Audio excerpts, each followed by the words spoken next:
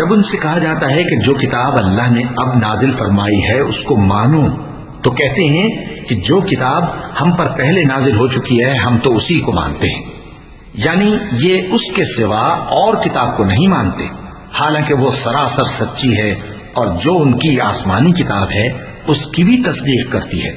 ان سے کہہ دو کہ اگر تم صاحب ایمان ہوتے تو اللہ کے پیغمبروں کو پہلے ہی کیوں قتل کیا کرتے تھے؟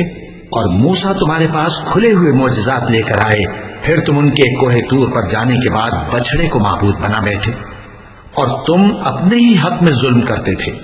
اور جب ہم نے تم لوگوں سے پختہ عہد لیا اور کوہ طور کو تم پر اٹھا کھڑا کیا اور حکم دیا کہ جو کتاب ہم نے تم کو دی ہے اس کو زور سے پکڑو اور جو تمہیں حکم ہوتا ہے اس کو سنو، تو وہ جو تمہارے بڑے تھے کہنے لگے کہ ہم نے سن تو لیا لیکن مانتے نہیں، اور ان کے کفر کے سبب بچڑا گویا ان کے دلوں میں رچ گیا تھا۔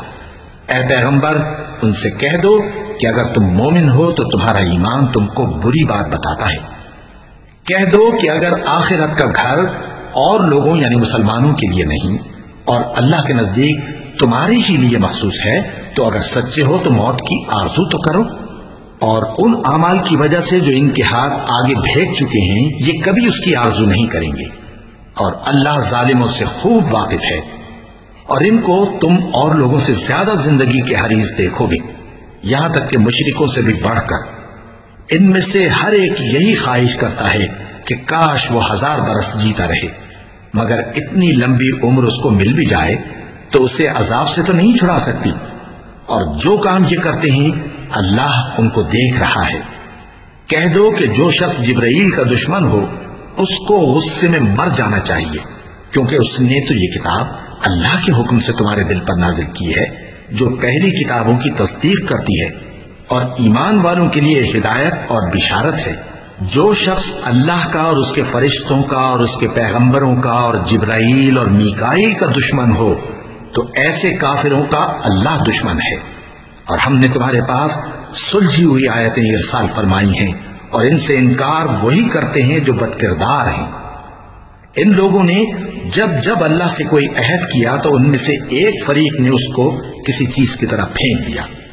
حقیقت یہ ہے کہ ان میں اکثر بے ایمان ہیں، اور جب ان کے پاس اللہ کی طرف سے پیغمبر آخر الزمان صلی اللہ علیہ وآلہ وسلم آئے اور وہ ان کی آسمانی کتاب کی تصدیق بھی کرتے ہیں، تو جن لوگوں کو کتاب دی گئی تھی ان میں سے ایک جماعت نے اللہ کی کتاب کو پیٹ پیچھے پھینک دیا، گویا وہ جانتے ہی نہیں، اور ان چیزوں کے پیچھے لگ گئے جو سلیمان کے عہد سلطنت میں شیاطین پڑھا کرتے تھے۔ اور سلیمان نے مطلق کفر کی بات نہیں کی، بلکہ شیطان ہی کفر کرتے تھے کہ لوگوں کو جادو سکھاتے تھے، اور وہ یعنی بنی اسرائیل ان باتوں کے بھی پیچھے لگ گئے جو شہر بابل میں 2 فرشتوں یعنی ہاروت اور ماروت پر اتری تھی، اور وہ دونوں کسی کو کچھ نہیں سکھاتے تھے جب تک یہ نہ کہہ دیتے کہ ہم تو ذریعہ آزمائش ہیں، تم کفر میں نہ پڑو۔ غرض لوگ ان سے وہ چیز سیکھتے جس سے میاں بیوی میں جدائی ڈال دے، اور اللہ کے حکم کے سوا وہ اس چیز سے کسی کا کچھ بھی نہیں بگاڑ سکتے تھے، اور کچھ ایسے منتر سیکھتے جو ان کو نقصان ہی پہنچاتے اور فائدہ کچھ نہ دیتے، اور وہ جانتے تھے کہ جو شخص ایسی چیزوں یعنی سحر اور منتر وغیرہ کا خریدار ہوگا اس کا آخرت میں کچھ حصہ نہیں، اور جس چیز کے عوض انہوں نے اپنی جانوں کو بیچ ڈالا وہ بری تھی۔ کیا اچھا ہوتا جو وہ اس بات کو جانتے، اور اگر وہ ایمان لاتے اور پرہیزگاری کرتے تو اللہ کے ہاں سے بہت اچھا صلہ ملتا۔ کیا اچھا ہوتا جو وہ اس سے واقف ہوتے۔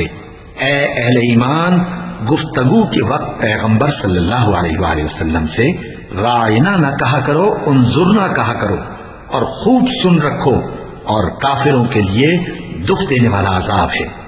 جو لوگ کافر ہیں، اہل کتاب یا مشرک، وہ اس بات کو پسند نہیں کرتے کہ تم لوگوں پر تمہارے پروردگار کی طرف سے خیر و برکت نازل ہو، اور اللہ تو جس کو چاہتا ہے اپنی رحمت کے ساتھ خاص کر لیتا ہے، اور اللہ بڑے فضل کا مالک ہے۔ ہم جس آیت کو منسوخ کر دیتے یا اسے فراموش کرا دیتے ہیں تو اس سے بہتر یا ویسی ہی اور آیت بھیج دیتی ہیں۔ کیا تم نہیں جانتے کہ اللہ ہر بات پر قادر ہے؟ کیا تمہیں معلوم نہیں کہ آسمانوں اور زمین کی سلطنت اللہ ہی کی ہے، اور اللہ کے سوا تمہارا کوئی دوست اور مددگار نہیں۔ مسلمانوں، کیا تم یہ چاہتے ہو کہ اپنے پیغمبر صلی اللہ علیہ وآلہ وسلم سے اسی طرح کے سوال کرو جس طرح کے سوال پہلے موسیٰ سے کیے گئے تھے؟ اور جس شخص نے ایمان چھوڑ کر اس کے بدلے کفر لیا تو یقیناً وہ سیدھے رستے سے بھٹک گیا۔ بہت سے اہل کتاب اپنے دل کی جلن سے یہ چاہتے ہیں کہ ایمان لا چکنے کے بعد تم کو پھر کافر بنا دیں، حالانکہ ان پر حق ظاہر ہو چکا ہے، تو تم معاف کر دو اور درگزر کرو یہاں تک کہ اللہ اپنا دوسرا حکم بھیجے۔ بے شک اللہ ہر بات پر قادر ہے۔ اور نماز ادا کرتے رہو اور زکوٰۃ دیتے رہو، اور جو بھلائی اپنے لیے آگے بھیج رکھو گے اس کو اللہ کے ہاں پالو گے۔ کچھ شک نہیں کہ اللہ تمہارے سب کاموں کو دیکھ رہا ہے۔ اور یہودی اور عیسائی کہتے ہیں کہ یہودیوں اور عیسائیوں کے سوا کوئی بہشت میں نہیں جانے گا۔ یہ ان لوگوں کے خیالات باطل ہیں۔ اے پیغمبر، ان سے کہہ دو کہ اگر سچے ہو تو دلیل پیش کرو۔ ہاں، کیوں نہیں؟ جو شخص اللہ کے آگے گردن جھکا دے یعنی ایمان لے آئے اور وہ نیکوکار بھی ہو تو اس کا صلہ اس کے پروردگار کے پاس ہے۔ اور ایسے لوگوں کو قیامت کے دن نہ کسی طرح کا خوف ہوگا اور نہ وہ غمناک ہوں گے۔ اور یہودی کہتے ہیں کہ عیسائی رستے پر نہیں، اور عیسائی کہتے ہیں کہ یہودی رستے پر نہیں، حالانکہ وہ کتاب الہی پڑھتے ہیں۔ اسی طرح بالکل انہی کسی بات وہ لوگ کہتے ہیں جو کچھ نہیں جانتے یعنی مشرک۔ تو جس بات میں یہ لوگ اختلاف کر رہے ہیں اللہ قیامت کے دن اس کا ان میں فیصلہ کر دے گا۔ اور اس سے بڑھ کر ظالم کون جو اللہ کی مسجدوں میں اللہ کے نام کا ذکر کیے جانے کو منع کرے اور ان کی ویرانی کے لیے کوشش کرے۔